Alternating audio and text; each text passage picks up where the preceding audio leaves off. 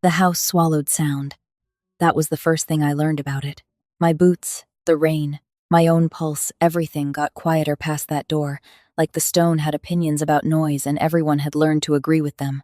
A housekeeper walked me down a corridor smelling of cold air and cedar, not perfume, exactly. More like the ghost of a forest that had been taught manners. She left me at a study door and vanished the way staff vanish, in houses like this, all at once and without footsteps.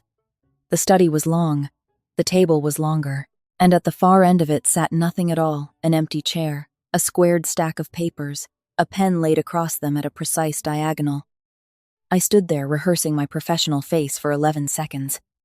I know it was 11, because that's when I heard it. Silk, the whisper of it against the doorframe behind me, soft as a decision already made. And I swear the fabric entered the room before she did, announcing her the way the gravel had announced me. Everything on this estate warned you about everything else. I turned. 11 years. 11 years. And my body reacted first, a hot, traitorous jolt straight through the sternum, my heart slamming once like a fist on a table before I could gavel it back to order. Vivienne Ashford didn't look older. She looked times finished, times the way sculpture looks finished. Black silk to the wrists, hair disciplined, face composed the way frost composes a window, beautiful, symmetrical, and a warning about the temperature inside. Miss Calloway, 2 words, level as a spirit level. Not warm, not cold, filed. She crossed to the far chair, sat, and turned the paper stack toward the empty space across from her. One hand, one motion, no invitation wasted on words. I sat. The chair was harder than it looked. Everything in that room was. The contract, she said. Read it. I read it. And with every page, something in my chest moved from hurt to insult to a strange, clarifying fury. Junior seasonal viticultural assistant. Reporting to an estate manager for pruning decisions. A manager whose textbook pruning was currently killing the East Rose. A gag clause wide enough to drive a harvester through. Termination at the estate's discretion. Wages generous enough to shame me and terms small enough to erase me. This wasn't a contract. It was a leash with a salary. I looked up. She was watching me, not eagerly, not curiously, the way you watch a scale settle, and her fingers rested on the table beside that pen, not touching it, just times near times it, the way you keep a hand near a thing you intend to make someone else pick up. Heavy, dark, silver-banded. A man's pen. His pen. It had to be. She kept her dead husband's pen on the table the way my sister kept debt letters under a fruit bowl, and she was going to hand it to a Calloway to sign away her authority on Calloway land. It wasn't stationary. It wasn't habit. It was a test with ink in it. My pulse was loud in my wrists. I could take the leash, take the money, keep my head down, save the vines from the inside quietly. That was the smart version of me, the version with debts. Instead, I heard my father in my hands. No, I said. 1 eyebrow. 1 millimeter. No, the vines on the east slope are dying of competent care. My voice came out steadier than my bloodstream. Your manager prunes by the book. This slope has never read the book. If I sign this, I'll spend the season filing recommendations while the rot spreads through healthy bark, and you'll have paid triple wages for a witness. I turned the contract around and slid it back down the table. Harvest Decisions answer to me. Only me. Section 4 goes. Silence. The room did its swallowing trick. And, I said, because apparently I wasn't finished being my father's daughter. I want a walkout clause. 24 hours notice. Either side. No cause required. I'm not staff you inherit. I leave when I say I leave. For a moment, nothing. Frost doesn't blink. Then she reached out, took the contract back, and uncapped that pen herself and struck through Section 4 in 2 clean lines. Wrote the clause in the margin, initialed it, and slid the pages back to me with the pen laid on top. No negotiation. No counter. Not a flicker of surprise, and that was the part that undid me, because their times was times a flicker. Just not surprise. Something held 1 second past professional, there in her eyes, before the frost shut over it. Approval.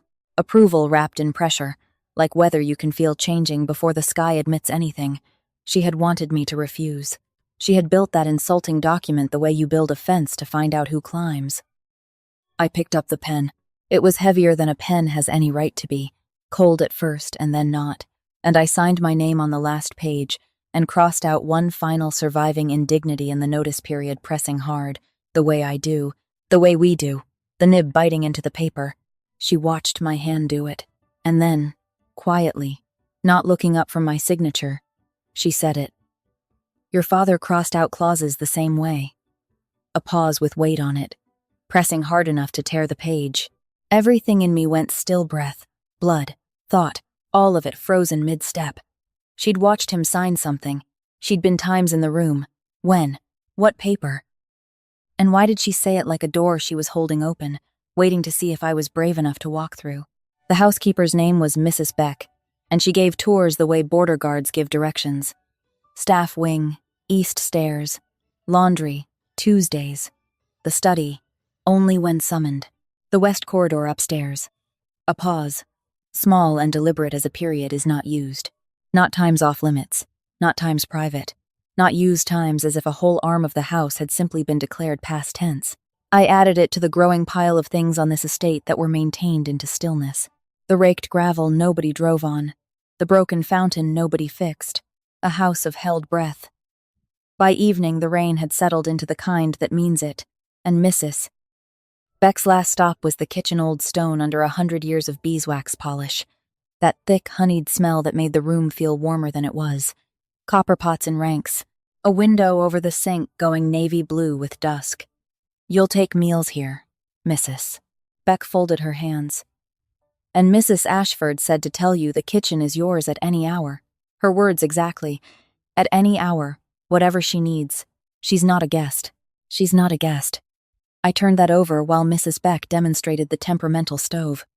It could have meant times she's staff, don't spoil her. It was phrased like the opposite.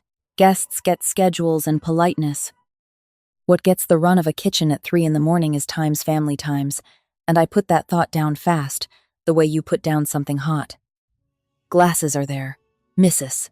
Beck nodded at a tall cabinet by the window. Everyday shelf is the low one. The upper shelf is Mrs. Ashford's, but she won't mind. And then the phone in her apron buzzed, and she stepped into the hall to have a quiet argument with a delivery company. I opened the cabinet for a water glass. That's all. A water glass.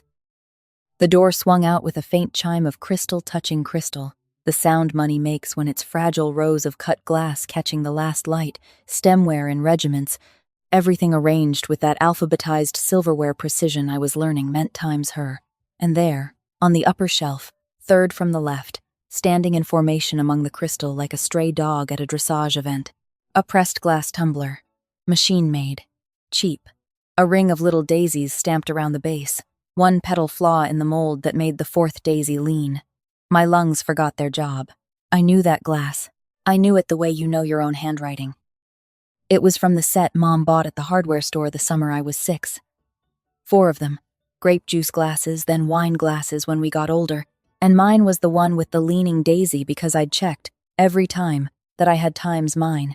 It had sat by the kitchen sink of the farmhouse for my entire childhood. It had gone to auction with everything else, with the furniture, the barrels, the pocket knife Dana had to buy back sold off in job lots to strangers while we stood in the driveway and learned what times contents included times meant. 11 years. And it was here, washed, displayed. Third from the left on the shelf that belonged to her. I reached up. My hand wasn't steady, and the glass was lighter than memory. The pressed pattern worn smooth at the rim where 3 kids in a decade had drunk from it. The kitchen's warmth and the beeswax smell and the rain all tilted around me at once. And something in my chest went sideways, not breaking. Rearranging. Furniture being moved in a room I thought I'd locked. Be reasonable, June. It came in a job lot. An accident of the auction, some box of miscellany. Glassware assorted. And it survived by luck and ended up here by nobody's intention. Estates buy in bulk. Things drift. That was the sane explanation. And I made myself stand there and believe it. Except nothing in this house drifted. The silverware was alphabetized. The gravel was raked. The unused corridor had a schedule for being unused. This was a house where accidents were fired and a $2 hardware store tumbler was standing on the private shelf, in the exact center of the crystal, placed the way museums place things. It wasn't a leftover. It wasn't clutter. It was Times curated, and the question underneath that thought had teeth. To keep this glass, first she had to be at the auction of my family's life, had to walk those folding tables, had to see it in some cardboard box between egg cups and ashtrays and know it, recognize it. A cheap daisy tumbler means nothing to anyone alive except 3 Callaway kids and the people who watched us grow up around that sink. She hadn't bought a glass. She'd rescued a witness. Out in the hall, missus. Beck's voice was winding down her delivery war. I put the glass back exactly where it stood. Exact angle, leaning Daisy facing out the way I'd found it, and my hands did it with the terrified precision of someone returning a diary to a drawer. I was about to close the cabinet when I saw it. The thing that finished me. The crystal on that shelf was clean, but it had the faint softness of glassware washed and left a season of standing still, a whisper of dust settling back the way it always does, even in houses like this.